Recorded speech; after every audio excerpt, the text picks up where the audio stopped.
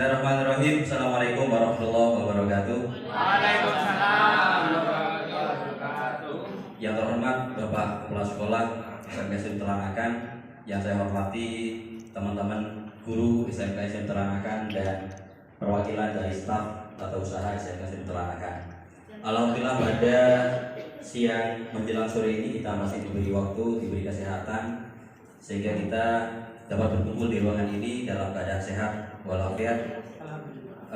Termasuk juga kita harus bersyukur karena di pagi ini, di siang hari ini kita juga masih diberi nikmat iman sehingga kita bisa melakukan segala aktivitas yang nantinya dengan harapan dinilai ibadah oleh Allah Subhanahu wa taala. Perlu disampaikan bahwa materi yang kita akan sampaikan hari ini adalah tentang budaya positif, yang mana kegiatan budaya positif ini nanti kaitannya dengan arah atau tujuan sekolah yang sudah kita sama-sama merancang dalam visi misi sekolah, yaitu menginginkan sekolah yang ramah anak. Termasuk kaitannya dengan kegiatan sekolah yang kemarin kita lakukan adalah tentang penyusunan program anti perundungan di sekolah. Nah, namun pada pelaksanaannya seringkali kita melakukan kegiatan-kegiatan yang baik secara tidak sengaja atau kita tidak sadari bahwa kita lah yang kadang-kala melakukan hal-hal yang tidak baik yang nantinya berakibat tidak baik pada anak didik kita. Salah satunya adalah tentang kebiasaan-kebiasaan kita yang ada dalam melakukan, baik itu dalam pendidikan atau pembelajaran di dalam kelas maupun di luar kelas. Kita tahu bahwa di sekolah SMK SIM Teranakan ini sudah memiliki budaya positif yang kita sudah terapkan, namun itu tidak terprogram dan tidak tersusun baik itu dalam bentuk dokumen di sekolah. Salah satu yang kita sering lakukan adalah ketika pagi kita menyapa anak atau menunggu anak di depan gerbang. Kemudian kita bersalaman dengan anak. Di samping itu juga kita mengatakan juga dengan senyum, kita juga menyapa anak, menanyakan kabarnya. Itu adalah bagian budaya positif yang dilakukan oleh sekolah. Kemudian salah satu juga penanaman setiap kegiatan kita, setiap waktu, misalnya pada hari Jumat kita ada kegiatan berinfak, dan itu adalah budaya positif yang kita lakukan di sekolah. Termasuk juga kita mengadakan kegiatan atau perayaan-perayaan baik itu keagamaan atau kegiatan dalam perayaan nasional. Kita seringkali melakukan hal itu. Jadi artinya budaya positif ini bukan sesuatu yang baru di sekolah kita. Namun bagaimana budaya positif ini nantinya akan menjadi terorganisasi dan terencana secara baik, sehingga nanti tujuan kita atau visi sekolah kita menjadikan sekolah ini menjadi sekolah yang ramah anak itu akan tercapai. Salah satunya dengan bagaimana menguatkan budaya-budaya positif di sekolah ini. Oleh karena itu kami di kegiatan pelatihan guru penggerak pada modul 1.4 itu ada materi tentang budaya positif. Budaya positif ini ada kaitannya dengan bagaimana kita melakukan pendisiplinan sebuah aturan-aturan yang kita sudah sepakati, baik itu dengan siswa, orang tua ataupun dengan sekolah atau guru. Nah, tentunya dalam pelaksanaan pendisiplinan ini kadang-kadang kita salah dalam menindak siswa. Oleh karena itu pada siang ini kita akan melakukan bagaimana pelaksanaan penerapan dari budaya positif ini yang baik, yang sehingga nanti akan memupuk anak atau membimbing anak, atau artinya nanti kegiatan yang kita lakukan adalah berpihak pada anak. Untuk selanjutnya seperti apa budaya positif dan hal-hal lain yang kita nantinya ada istilah restitusi. Untuk selanjutnya saya persilakan kepada Ibu Inayah yang menyampaikan materi ini. Lanjut. Ya, Bismillahirrahmanirrahim. Assalamualaikum warahmatullahi wabarakatuh. Waalaikumsalam warahmatullahi wabarakatuh. Ya, selamat pagi teman-teman rekan PPR atau transfersi yang dari Universitas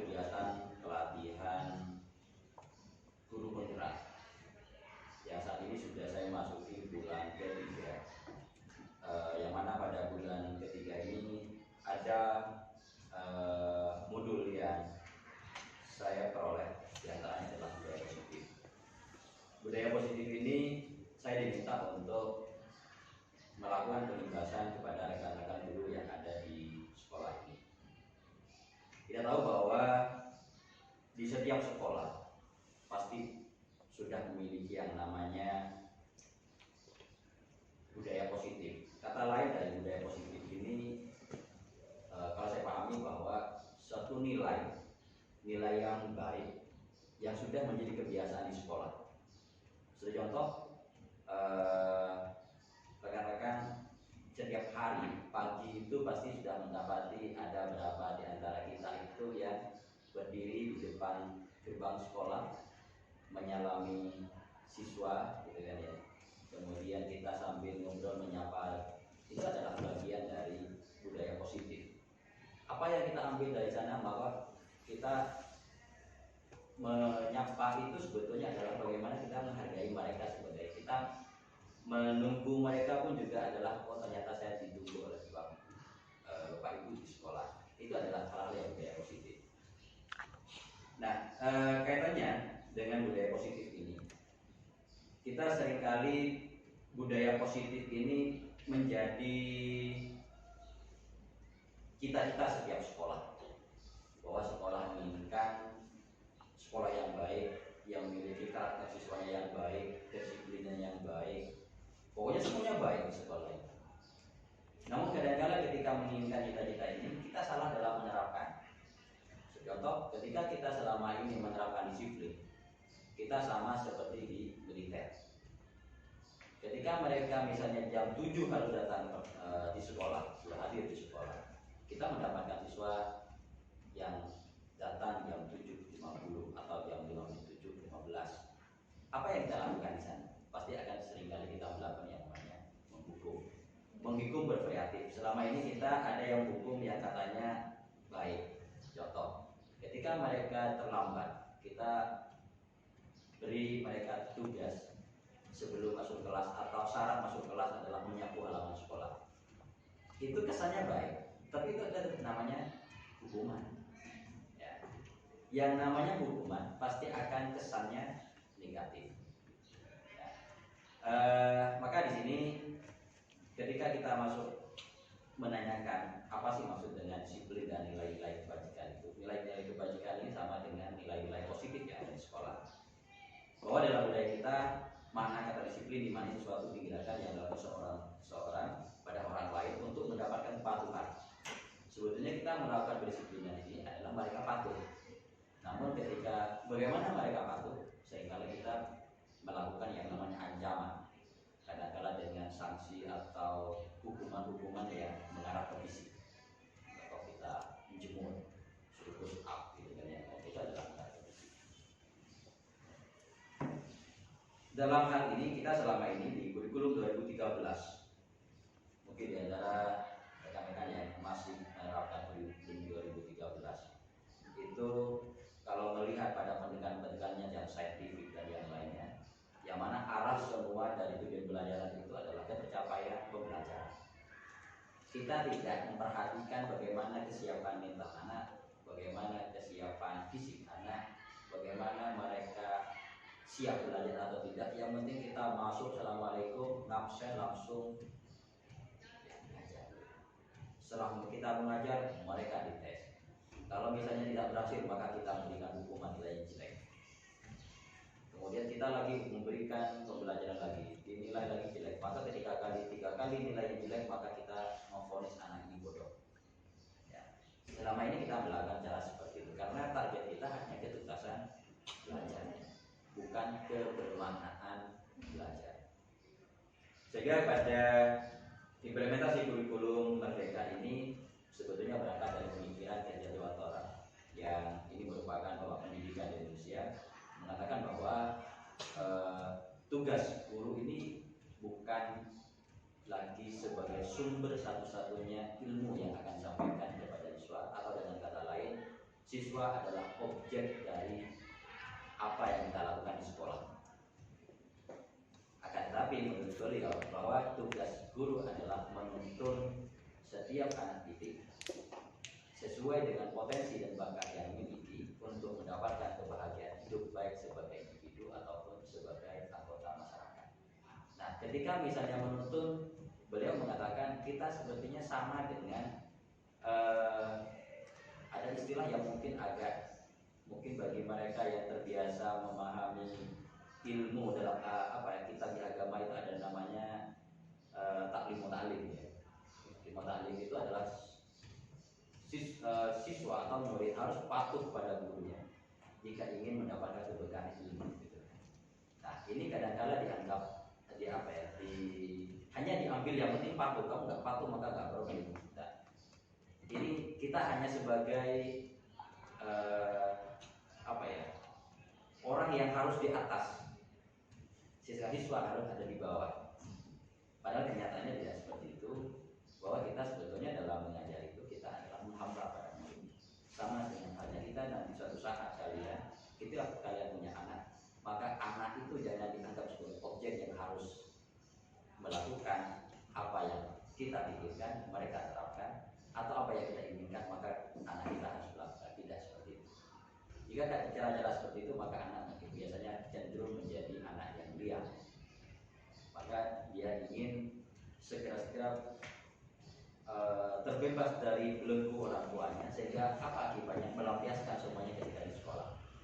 Saya kira teman-teman yang mendapat siswa seperti itu pasti akan ada masalah di keluarganya. Bisa jadi mereka tidak mendapatkan kasih sayang, bisa jadi mereka mendapatkan kekerasan di sekolah, di rumahnya, melampiaskannya di sekolah. Kenapa? Orang tua mereka memahami bahwa yang namanya disiplin patuh ini harus mengikuti segala kehendak orang tuanya. Apa ada pembicaraan, apa sebetulnya keinginan dari anak.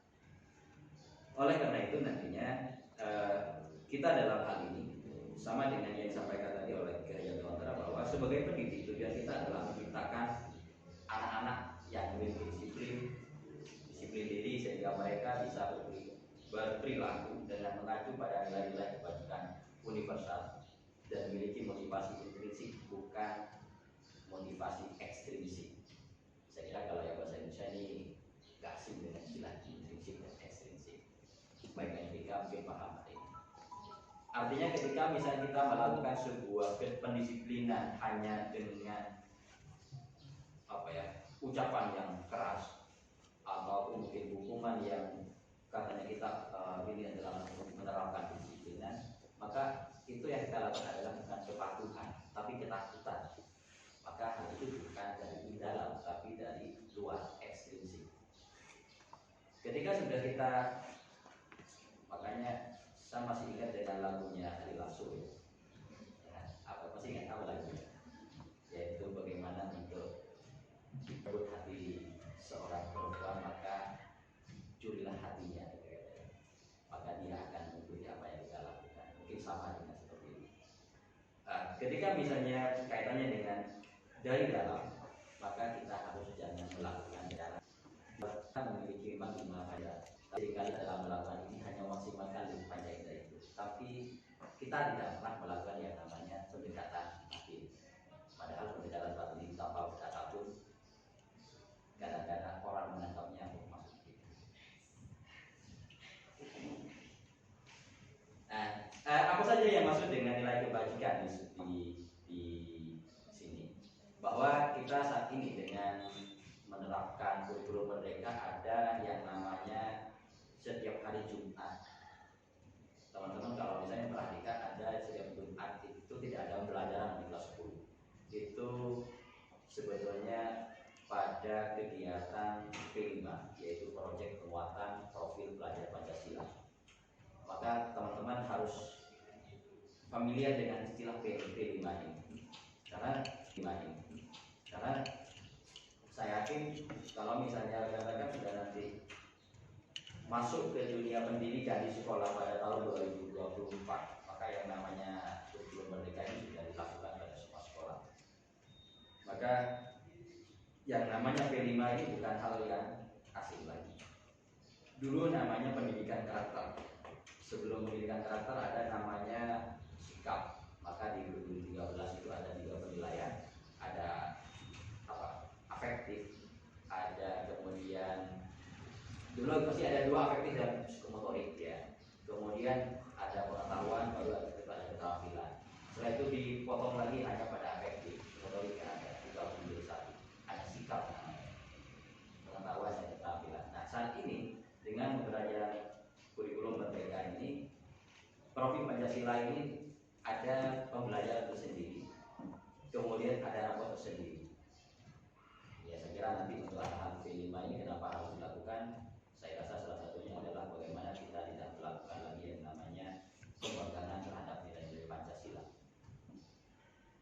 Sehingga yang ada pada nilai kebajikan pada Prof. Pancasila ini ada nilai-nilai yang disebut kita nilai universal. Universal ini tidak melihat lagi agamanya apa, kelasnya apa, sukunya apa, atau agamanya apa, yang lainnya tidak. Ketika misalnya membantu orang lain, maka itu adalah nilai kebaikan yang setiap orang, setiap agama pasti memahami adalah nilai kebaikan. Nilai-nilai kebaikan ini dalam kelima itu ada 5, ada 6. Di antaranya beriman kepada beriman dan bertakwa kepada Tuhan Yang Maha Esa, kemudian mandiri, bernalar kritis, kreatif, bergotong royong, kemudian kebencian. Semua yang ada dalam 6 nilai kebaikan ini kita masukkan di sini. Maka suatu saat ketika misalnya kita memberikan penilaian, maka nilai-nilai positif yang ada setiap anak, maka kita ada di sini. Kita ketika membangkitkan nilai-nilai kebajikan, maka kita sebetulnya ada di sini. Bagaimana anak bisa kreatif, bagaimana anak bisa semangat, bagaimana anak bisa memiliki prinsip, kebersahajaan, percaya diri, kemudian yang lainnya. Ini adalah tugas kita. Makanya dalam konsep kajian Jawa ini, guru itu memang agak berat tugasnya, karena kita memiliki 3 posisi sebagai guru ini. Kalau misalnya kita di depan, maka harus memberikan teladan. Kalau kita di tengah, maka harus memberikan motivasi, memberikan semangat. Tapi kalau kita di belakang, maka memberikan dorongan. Maka sebetulnya kita ya dimanapun posisi kita, maka yaitu memberikan nilai-nilai yang membangkitkan semangat, kemudian nilai keteladanan, salah satunya keteladanan. Makanya di profil Pancasila ini yang diutamakan adalah keteladanan dari seorang guru. Kemudian kita masuk pada hal ini. Saya kira kalau di guru BK sudah tidak asing yang namanya 3 motivasi perilaku manusia. Ini bagaimana membangun disiplin diri anak pada sekolah. Bahwa sebetulnya ada 3 motivasi manusia. Di antaranya yang pertama mungkin dari tidak nyaman atau hukuman. Bahwa sebetulnya orang patuh ini sebetulnya untuk apa? Ya untuk tidak kena hukuman saja. Kemudian kedua untuk mendapat imbalan. Kemudian yang ketiga untuk menjadi mereka percaya diri. Ketika kita melakukan hanya pada 1, 2, maka kita masih lemah gitu kan. Sebetulnya kita bagaimana mereka memiliki nilai-nilai percaya diri tanpa harus mendapatkan imbalan, tanpa harus takut hukuman, tapi mereka sudah melakukan. Dalam hal ini ketika saya melakukan pengamatan di sekolah ini, mungkin teman-teman ketika melihat TSM yang katanya nakal, saya perhatikan ketika istirahat justru yang paling banyak sholat itu anak TSM. Berarti di sini antara guru yang memvonis anak TSM itu nakal, ketika melihat mereka lebih banyak sholat di musola sekolah, apa yang kita persepsikan pada mereka? Bahwa sebetulnya mereka patuh terhadap menjalankan agama. Kenapa kalau di kelas mereka tidak melakukan tugas, tidak melakukan tugas atau tidur atau ya? Berarti ada hal yang kita harus dekati mereka. Itu tidak bisa dengan cara kita marah-marah. Ya. Nah, di sini ketika kita melakukan sebuah pendisiplinan, pasti akan kita menemukan yang namanya perbedaan antara hukuman, konsekuensi, dan istilah yang baru yang mungkin kita lakukan di sini kalau di BK bukan baru, ada namanya restitusi. Kalau hukuman kita pahami bahwa hukuman ini kalau misalnya melanggar maka dihukum. Ini bersifat satu arah, artinya siswa tidak diajak dalam hal ini. Ketika misalnya sekolah mengatakan bahwa masuk sekolah jam 7, maka ketika jam 7 tidak jam 7, maka dianggap melanggar hukum. Suatu contoh saya pernah mengatakan, kenapa sepatu siswa itu harus hitam? Ya, padahal kalau kalian kita melihat di sekolah-sekolah luar seperti Korea, sepatunya tidak hitam. Termasuk yang saat ini digugat oleh beberapa siswa, kenapa harus rambut dijaga oleh sekolah? Ya, misalnya harus hitam, harus misalnya dipotong pendek gitu ya. Makanya kalau di kota-kota besar lebih banyak sekolah yang menerapkan tidak ada aturan pada hal seragam dan yang lainnya. Ya, di sekolah memahami bahwa ini adalah menanamkan disiplin, maka rambut harus sekian, pendeknya, kemudian warna harus ini, sepatu harus begini, gitu kan. Jika tidak, maka hukum. Gitu kan. Itu masih ketika sekolah menerapkan yang namanya hukuman. Kemudian kalau kita melakukan bentuk konsekuensi, maka ini adalah melibatkan siswa. Maka saya kira rekan-rekan ini ketika pulang, karena saya kira sudah ini pertemuan yang cukup lama sudah, maka bolehlah mencoba yang namanya kesepakatan-kesepakatan. Contoh, jika kalian mungkin pernah yang beberapa siswa yang melihat mahasiswa yang sudah melihat saya ketika saya mengajar, ada password untuk pulang misalnya. Jika tidak, maka kalian pulangnya ditunda sampai bisa. Itu adalah bentuk kesepakatan. Atau kesepakatan yang lain, maka satu anak harus mengatakan apa yang dia dapat. Itu adalah kesepakatan. Apa kesepakatan? Maka itu nanti bentuknya ketika tidak melakukan maka konsekuensinya. Maka ada keterlibatan anak didik dalam hal penerapan disiplin. Ini yang sudah kita lihat. Kemudian yang terakhir adalah istilah restitusi. Restitusi ini dipahami bahwa proses menciptakan kondisi bagi murid untuk memperbaiki kesalahan mereka sehingga mereka bisa kembali pada kelompok mereka dengan karakter yang lebih kuat.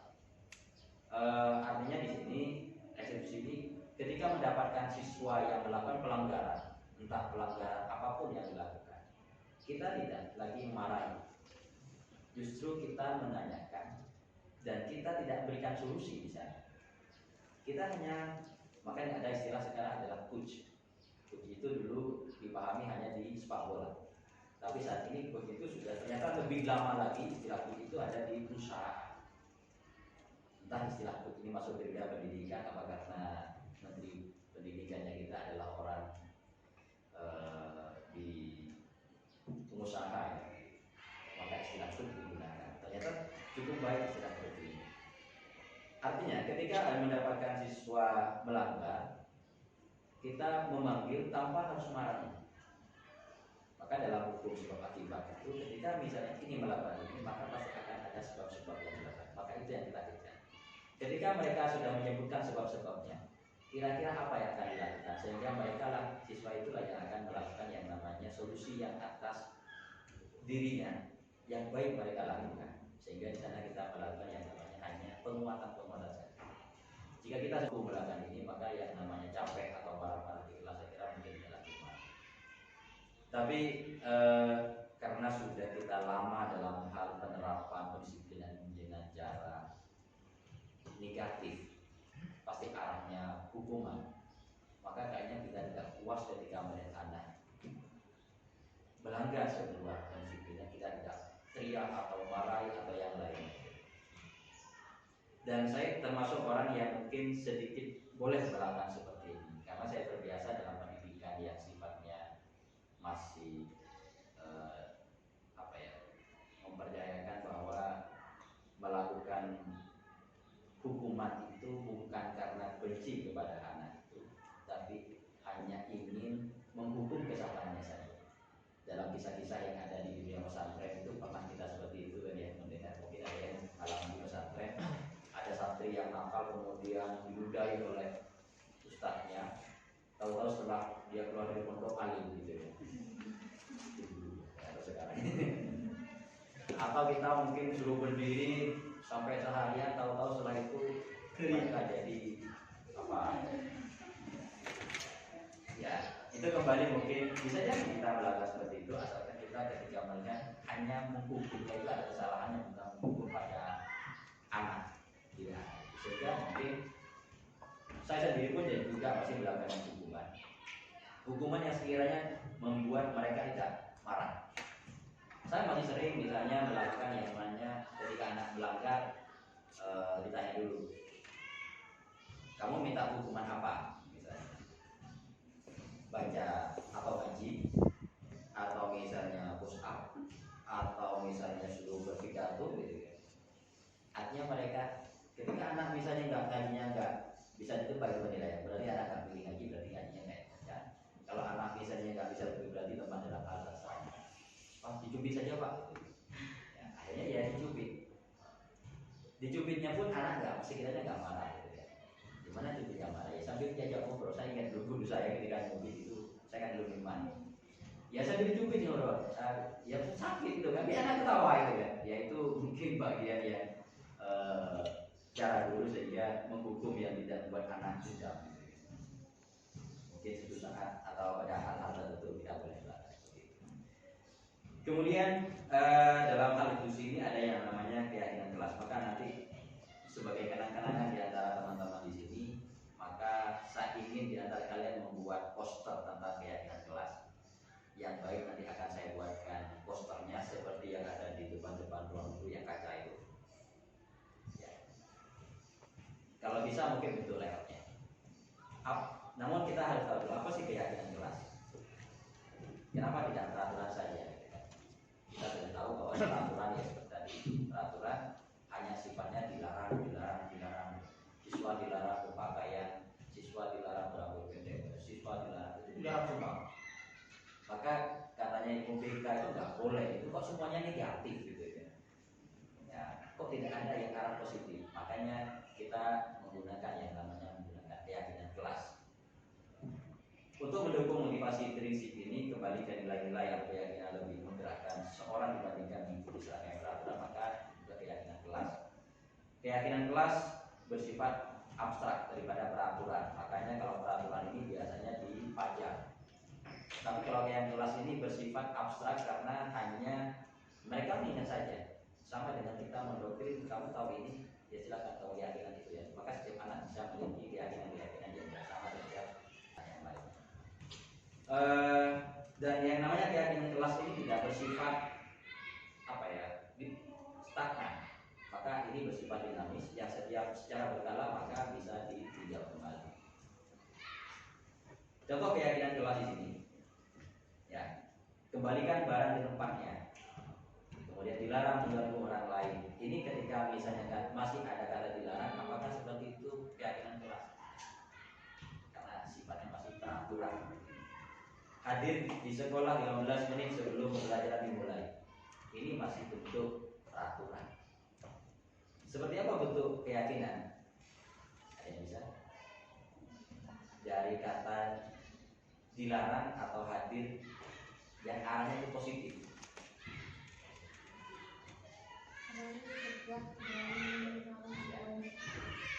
Berani berbuat menerima, maka itu adalah keyakinan. Atau itu masih bentuknya kesepakatan, preferensi, masih belum keyakinan. Misalnya ada kata misalnya seperti hadir di sekolah 12 sebelum pelajaran, maka bisa kita ubah saya malu jika datang terlambat. Itu keyakinan kelas. Ya, saya malu jika datang terlambat. Atau misalnya saya pasti bisa datang tepat waktu. Itu kan motivasi ya. Saya bisa, saya pasti bisa tuntas atau saya itu adalah motivasi. Makanya kata dilarang itu sudah dihilangkan, kembalikan menjadi nilai-nilai positif yang membangkitkan motivasi. Berarti itu bahaya, ya bukan? Kemudian contoh keyakinan kelas yang ada di sini yaitu selalu bersikap positif, percaya dan menghormati orang lain serta barang miliknya. Ini betul-betul. Maka nanti rekan-rekan dari mahasiswa yang di sini, saya ingin di antara kalian meninggalkan poster yang baik. Nanti poster itu akan kami cetak dalam bentuk kemudian dipajang di kaca. Sehingga nanti poin di sini. Ya. Rencana sekolah nanti akan membuat sekitar 10 poster tentang keyakinan kelas. Kalau misalnya di antara kalian ada yang bisa lewat, ya bisa lewat sendiri. Apa? Ukurannya sama dengan yang di depan ruangan waka itu. Saya nggak tahu ukurannya berapa. Ukurannya seperti itu. Nanti akan dipajang di setiap depan kelas. Kemudian kita masuk bahwa mengapa kita harus berikan motivasi? Karena kita harus memahami bahwa setiap anak ini memiliki yang namanya kebutuhan dasar. Apa kebutuhan dasar? Ini kalau tidak salah teorinya Maslow ya. Yang mengatakan bahwa kebutuhan untuk bertahan hidup.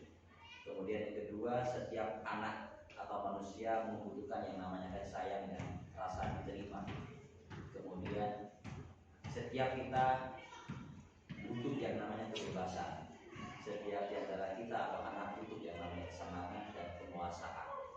Kadang-kala kita hanya ketika kita memahami ini sebagai hak atau kebutuhan kita, kadang kita melampaui hal ini tanpa harus memahami kebutuhan orang lain. Maka yang paling sering lakukan di sekolah ini adalah penguasaan.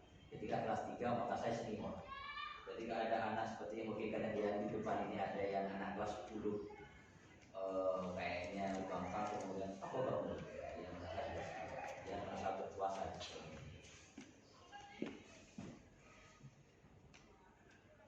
Yang sering kita tidak memperhatikan adalah ini.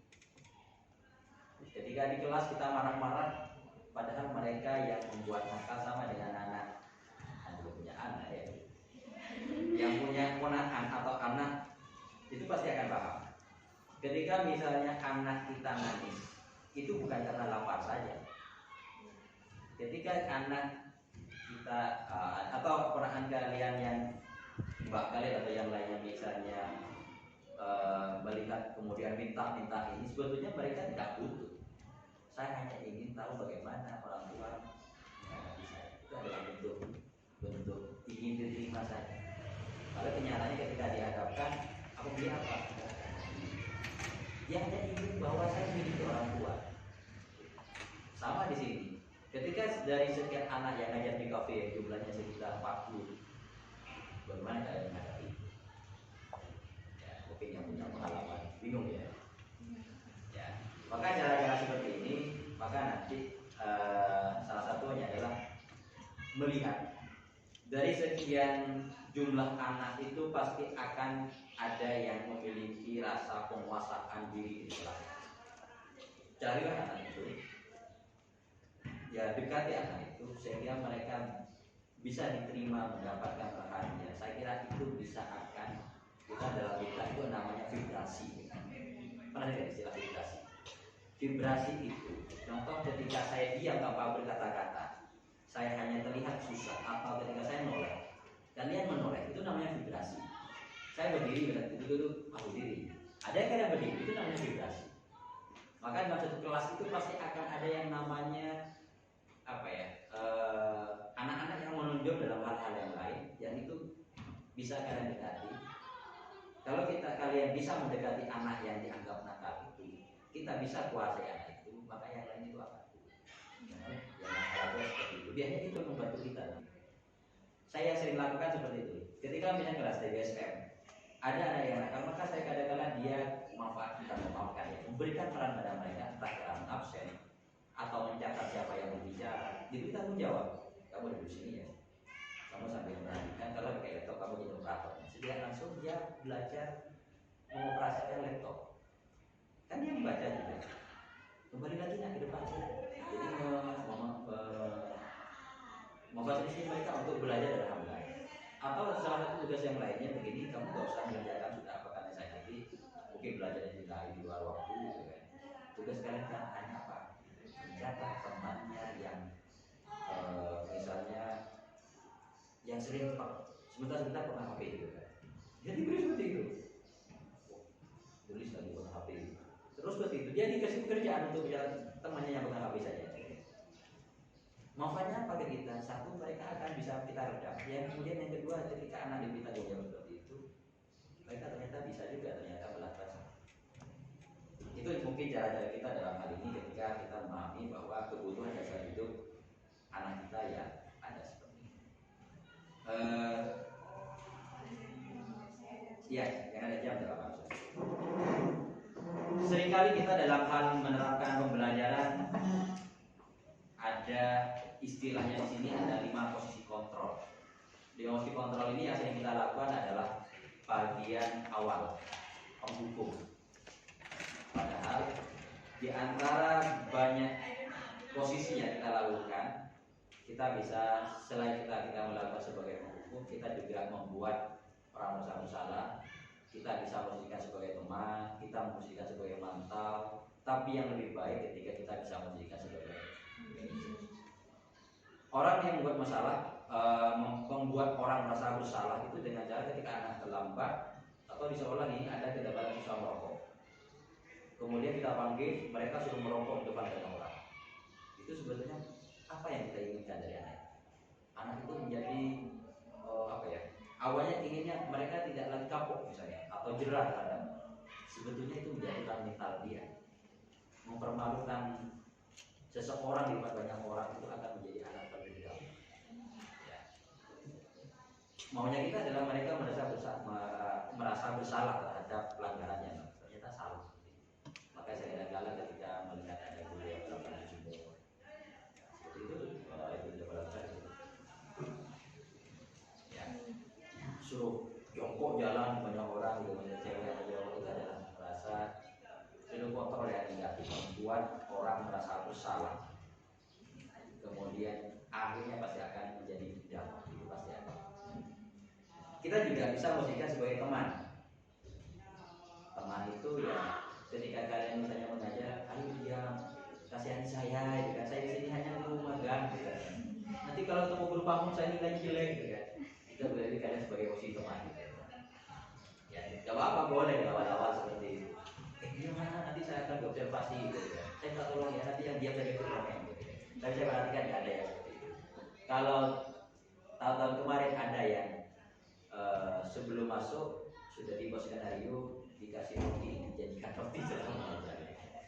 Nah itu tidak apa-apa juga untuk kreativitas, tapi nggak baik seperti itu. Karena mereka hanya patuh karena mendapatkan imbalan. Atau kita membimbingnya sebagai pemantau. Jadi yang namanya memantau ini ya hanya melanggar, kamu seperti ini ya sudah kamu lakukan hukumannya ini. Ya kan? Jadi tidak melakukan apa-apa. Dia tidak membuat sadar, hanya dia sebagai robot saja, gitu kan. Pelanggarannya ini, menerapkan ini, ya sudah nggak ada komunikasi apa. Yang paling baik adalah ketika kita melakukan kontrol diri sebagai manajer. Nah, maka di restitusi ini posisi yang paling baik adalah sebagai manajer. Seperti apa melakukan posisi sebagai manajer? Ya, restitusi ini ada 3 bagian. Yang pertama, kita ketika melihat seseorang yang melakukan pelanggaran, maka kita harus bisa yang pertama menstabilkan identitas. Yang paling sulit yang awal pada restitusi ini, ketika melihat anak melanggar, kemudian kita tangani. Ketika misalnya kita dalam emosi yang tidak baik, pasang kesannya itu akan merayakan, itu tidak baik, maka kita jangan lakukan. Maka bagaimana caranya? Ya pembelajaran sudah dilakukan, setelah selesai duduk atau misalnya di tengah-tengah pelajaran anak itu kita dekati, jangan kita panggil ke meja guru. Mereka sudah seakan-akan terdakwa yang bersalah. Maka kita datangi saja ke siswa, mungkin pada tempat tertentu, tapi menjadi ajak ngobrol saja. Dalam hal ini saya sering menggunakan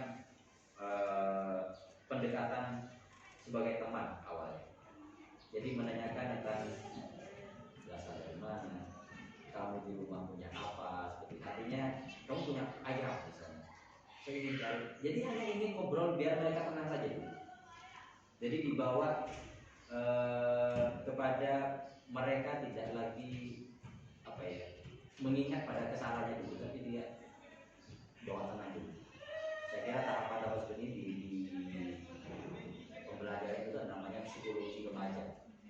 Bagaimana pendekatan anak agar anak itu tidak merasa diintimidasi. Ya. Selanjutnya ngobrol. Saya kira di sini sudah banyak yang bisa melakukan seperti itu. Salah satunya ketika saya melihat di antara kalian yang foto dengan siswa-siswa yang nakal, berarti dia sudah bisa melakukan yang namanya ya, video atau foto bersama atau sampai ada yang siswa sini itu hari-hari juga ya. Karena memang membawa HP di sini tidak dilarang. Maka kadang-kadang ketika misalnya kita lagi santai di video oleh anak, kemudian dengan ya ucapan apa yang lainnya, ya banyak lain yang mungkin kontennya yang banyak saya perhatikan di sini siswa yang berstatusnya asalkan saya tidak hal-hal yang negatif saya biarkan. Tapi kalau hal-hal yang sifatnya nanti mengarah ke pelecehan atau yang lain baru saya termasuk yang paling tinggi ya.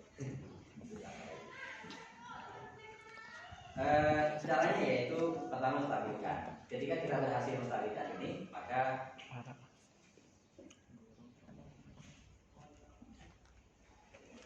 Kita masuk pada langkah yang kedua adalah validasi tindakan yang salah.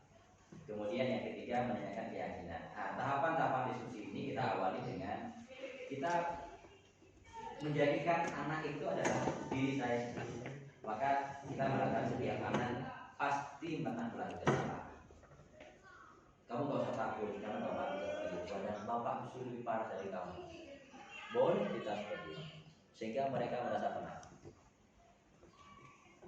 Maka di sini tindakannya ini sebuah segitiga restitusi karena cara-cara yang kita lakukan dengan cara seperti ini mulai dari menstabilkan identitas, kemudian adakah cara yang lebih efektif untuk memberikan bantuan, kemudian kamu tentu punya alasan, kemudian alasan itu apakah kamu yakin terhadap kamu yang lakukan itu benar, apakah kamu benar yakin terhadap kesalahan yang kamu lakukan itu tidak baik. Terus apa yang kamu lakukan? Berarti sini sudah punya keyakinan. Saya kira kalau anak sudah ditanyakan komitmennya pada dirinya sendiri atau membuat kesepakatan pada dirinya sendiri, itu lebih baik daripada membuat komitmen dengan aturan sekolah. Saya pernah mendekati ada di sini namanya di kelas, kalau ngajar di kelas TKI, saya nggak ngajar di kelas TKI, kelas TKJ, 11 TKJ ada namanya Desta. Kalau tidak kenal ke anak itu pasti marah buat-buatnya. Hanya besar, gitu kan, kelometan. Tapi kalau kita dekat, justru dia yang bisa meredam teman yang lain. Berarti yang bilang iya berarti punya pengalaman nggak baik ya. Ya, saya kira itu untuk materinya. Ada yang kita diskusikan? Silakan. Jangan satu arah. Ada yang mau disilakan dulu. Dengan istilah restitusi ini atau pengalaman-pengalaman di antara rekan-rekan di sekolah ini apa yang mungkin perlu kita bicarakan? Pak Emat? Belum ya? Ayo biar cepat kita masuk contoh pada kasus seperti ini. Ada contoh kasus, bisa dibaca ya? Coba ketika kita melakukan langkah dengan cara restitusi, melihat kasus seperti ini, ya silakan baca dulu teksnya.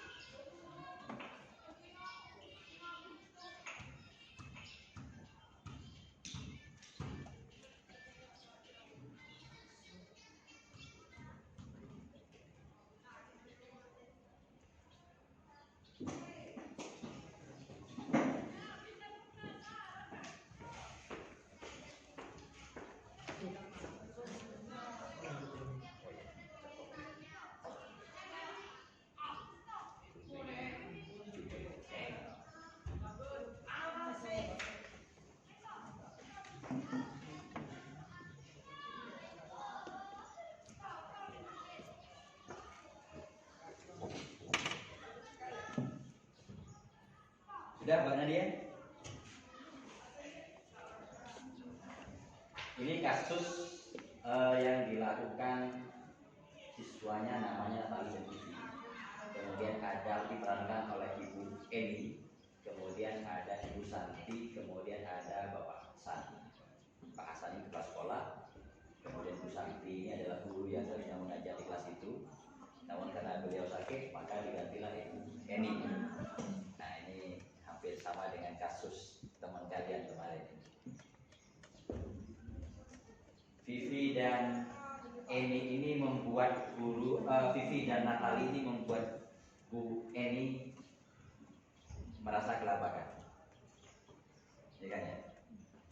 Nah dari contoh kasus ini kira-kira sudah melakukan restitusi tidak, Bu Santi?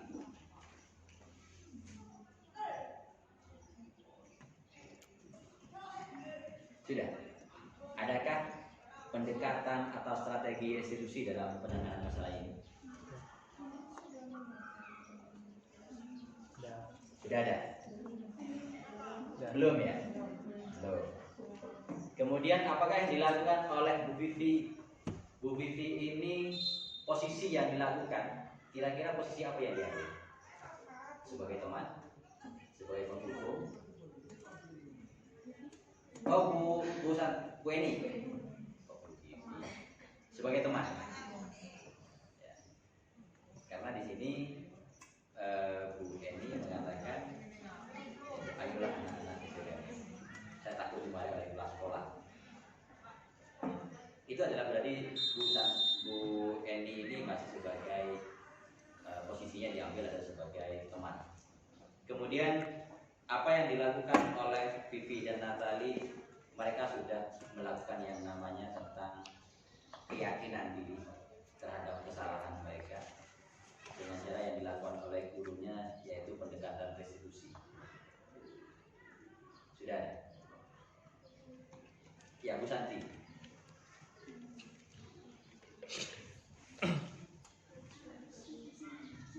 Sudah ada ya? Ya. Di bagian ini ternyata sudah yang dilakukan oleh Ibu Santi melakukan restitusi. Apa yang dilakukan di sini pada bagian ini? Ya, Ibu Santi kembali tidak memarahi kan? Tidak ada menghukum Bu Santi, tidak ada. Justru menanyakan kenapa kok seperti ini. Apakah kamu yakin terhadap kesalahan yang kamu lakukan? Justru dengan mereka tidak yakin dan punya kesalahannya, justru mereka mengupayakan apa yang dilakukan. Itu justru bukan berangkat dari perintah Bu Santi, tapi muncul dari diri hati. Artinya dari kegiatan kasus ini bahwa yang dilakukan oleh Bu Santi ini sudah melakukan yang namanya restitusi. Kemudian yang posisi oleh Pak Hasan, posisi apa yang diambil oleh kepala sekolah?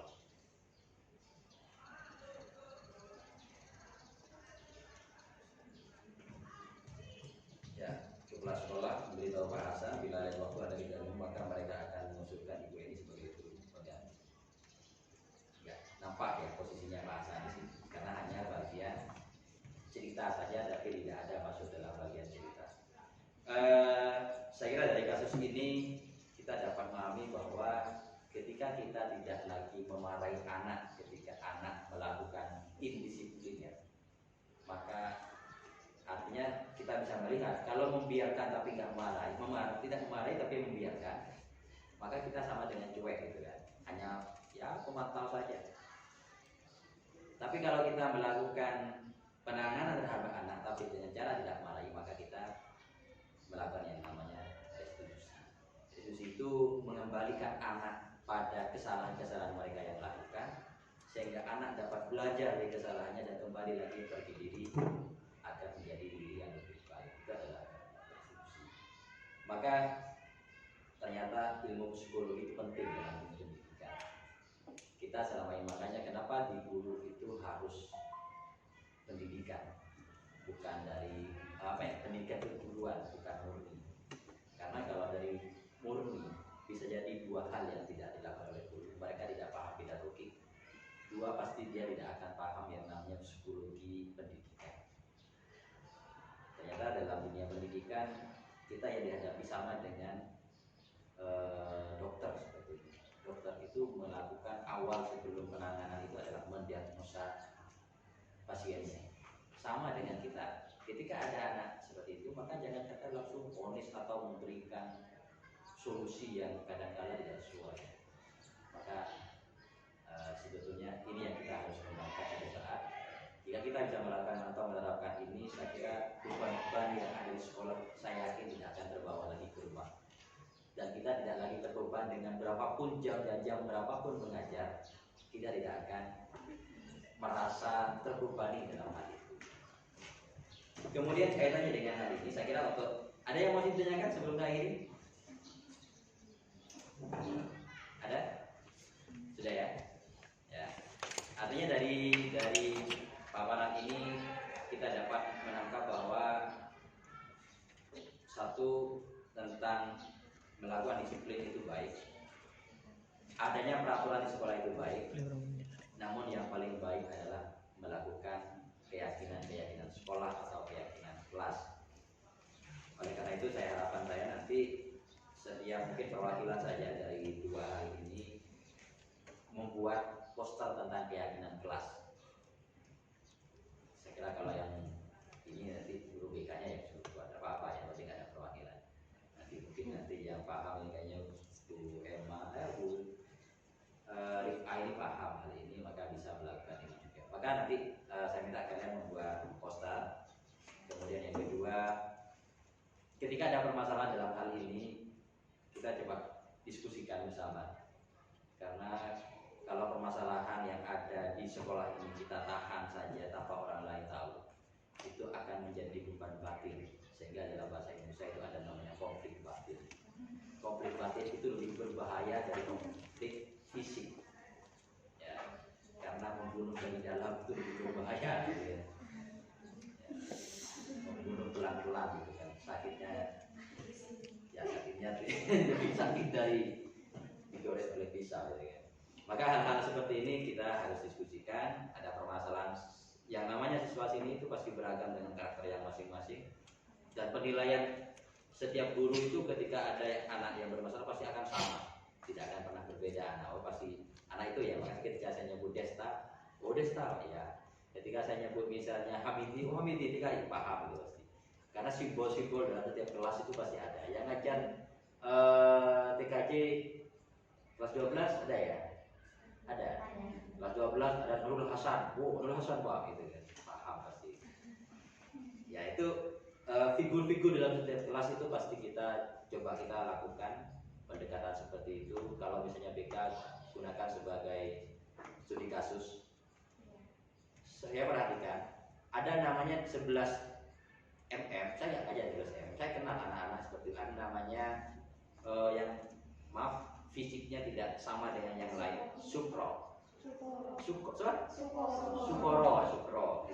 Kenal ternyata semuanya. Paham profil anak itu? Nggak tahu ya. Kalau kalian tahu tentang profil anak itu, kasihan pada anak itu ditinggal orang tuanya, bapaknya sejak dia kecil. Ditinggal. Di rumah dia tidak ada yang perhatikan. Makanya dia yatim mulai kecil. Jadi sebetulnya kenapa dia seperti itu? Gak ada yang perhatikan. Keluarganya sudah menikah, saudara sudah menikah, sehingga dia hanya ya kasih sayangnya dia dapatkan di jalanan dengan cara seperti itu. Kurang perhatian. Maka yaitu kalian tahu setiap belakang anak ketika dia tahu mudah penanganan terhadap anak. Dan anak akan lebih berkesan pada diri kita ketika anak itu kita tahu semuanya. Maka saya kira itu mungkin yang baik kita lakukan. Maka pengajaran tentang bahasa Indonesia agama itu ternyata tidak penting bagi anak. Jadi bukan anak di sini adalah pengakuan dirinya, dia dihargai dan yang lainnya. Ketika mereka sudah dihargai dan merasa tenang, diajari apapun mereka akan mengikuti. Ya. Gak senang pun dia akan diam, pura-pura mendengarkan. Gitu kan. Ya saya kira itu karena sudah jam 8, maka saya akhiri dan semoga kegiatan pembelajaran ini tidak hanya sebatas pada penyampaian materi, tapi kita dapat mengaplikasikan dalam keseharian kita sebagai pendidik di sekolah ini. Ada yang mungkin sampaikan terakhir? Ada? Saya minta satu perwakilan saja. Apa Pak Dewi? Atau dari BK ini kayaknya yang cukup ini. Silakan Pak.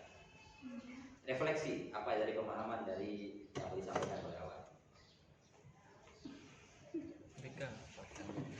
Mbak siapa namanya? Mbak Anissa. Silakan Mbak. Pemahaman apa yang sudah didapat dari kegiatan ini?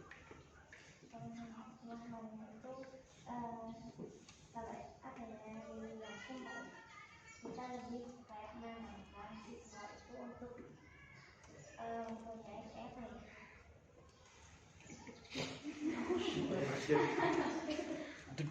Hanya Pak Surya aja di belakangnya itu.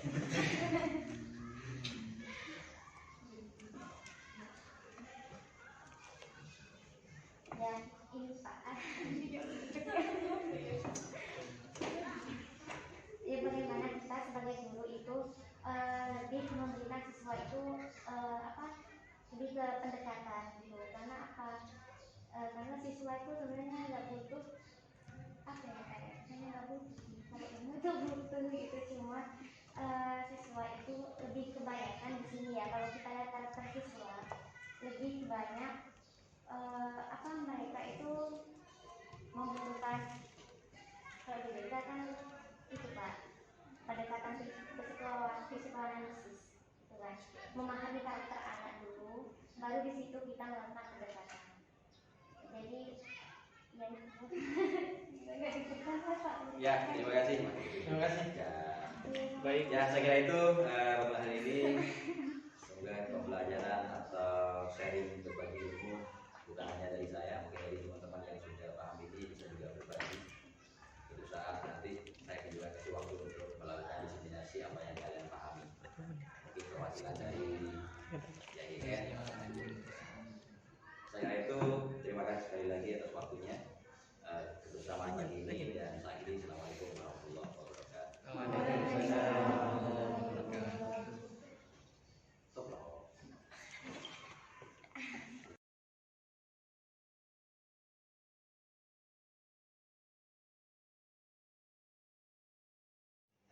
Sudah ditandatangani berupa amplopnya,